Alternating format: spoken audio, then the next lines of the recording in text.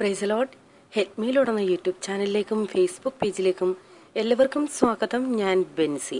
ഇന്നത്തെ നമ്മുടെ വീഡിയോ വളരെയധികം പ്രയോജനപ്പെട്ട കുറച്ച് ടിപ്സുകളാണ്. പലരും പറയുന്ന ഒരു പരാതിയാണ്, മീൻ വെട്ടിയ ശേഷം പാത്രങ്ങളിൽ ആ മീനിൻ്റെ സ്മെല്ല് പോകുന്നില്ല. ഇത് ഞാൻ നേരത്തെ ഒരു വീഡിയോയിലും സൂചിപ്പിച്ചിരുന്നു. അപ്പോൾ അങ്ങനെ പ്രശ്നമുണ്ടെങ്കിൽ ഈ മീൻ വെട്ടിയ പാത്രങ്ങളും കത്തിയുമൊക്കെ വിനാഗിരി വെള്ളം ഒഴിച്ച് നല്ലതുപോലെ കഴുകിയെടുത്താൽ മതി. അതല്ല എന്നുണ്ടെങ്കിൽ കുടംപുളി കുറച്ച് വെള്ളത്തിലിട്ടിട്ട് ആ വെള്ളം ഉപയോഗിച്ച് കഴുകിയാലും മതി. മീനിൻ്റെ സ്മെൽ ഫുൾ പോയി കിട്ടും. നമ്മുടെ കയ്യിൽ മുളക് പൊടി കുറച്ച് കൂടുതൽ ഉണ്ടെങ്കിൽ, മിക്കവാറും ഇപ്പോൾ നാട്ടിലൊക്കെ പോയിട്ട് വെക്കേഷൻ കഴിഞ്ഞ് വരുമ്പോൾ നാട്ടിൽ നിന്ന് മുളക് പൊടി കൊണ്ടുവരാറുണ്ട്. അപ്പോൾ അത് കൂടുതൽ ദിവസങ്ങൾ വെച്ചാൽ അത് കേടാകാതിരിക്കാൻ വേണ്ടി അത് സൂക്ഷിക്കുന്ന ആ ടിന്നിൽ ഒരു കൊച്ചു കഷണം കായം ഇട്ട് വെച്ചിരുന്നാൽ മതി. മുളക് പൊടി കേടാകില്ല. നാരങ്ങ പിഴിയുമ്പോൾ അതിന് കൂടുതൽ നീര് കിട്ടാനായിട്ട് അത് പിഴിയുന്നതിന് മുമ്പേ കുറച്ചു നേരം മുമ്പേ വെള്ളത്തിൽ ഇട്ട് വെക്കുക. അതിനുശേഷം നാരങ്ങ പിഴിഞ്ഞാൽ അതിൽ നിന്ന് ഫുൾ നീര് നമുക്ക് കിട്ടും.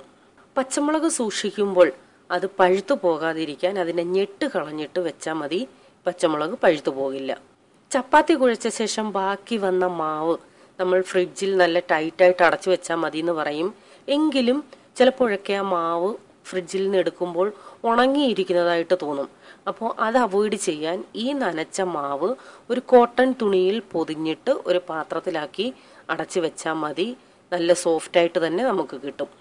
പപ്പടം ഫ്രൈ ചെയ്യുമ്പോൾ പപ്പടത്തിന് കുറച്ച് കളർ വേണമെന്നുണ്ടെങ്കിൽ നമ്മൾ പപ്പടം കാച്ചാൻ ഉപയോഗിക്കുന്ന വെളിച്ചെണ്ണയിൽ, അതല്ല ഏതെണ്ണയായാലും, അതിൽ ലേശം മഞ്ഞൾപ്പൊടി ചേർത്താൽ മതി. പപ്പടത്തിന് നല്ല കളർ കിട്ടും. ജാം കുറേ നാൾ സൂക്ഷിച്ചു വെക്കുമ്പോൾ അതിൻ്റെ മേളിലൊക്കെ പൂപ്പൽ പോലെ വെളുത്ത പാട വരാറുണ്ട്.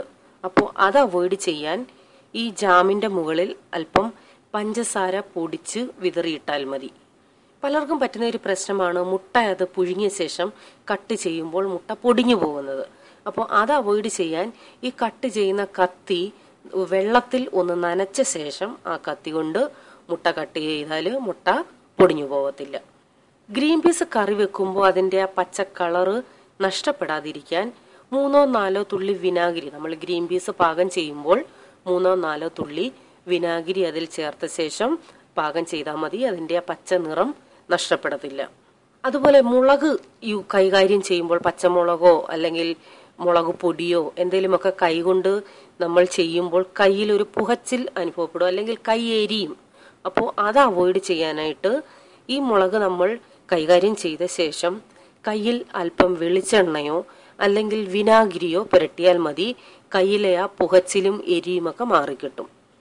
അപ്പോൾ ഇപ്പോൾ ഞാൻ പറഞ്ഞതൊരു 10 ടിപ്സാണ്.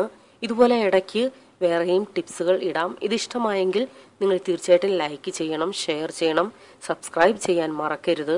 വീണ്ടും ഇതുപോലുള്ള ടിപ്സുമായി ഞാൻ വരാം. Till then bye. God bless you.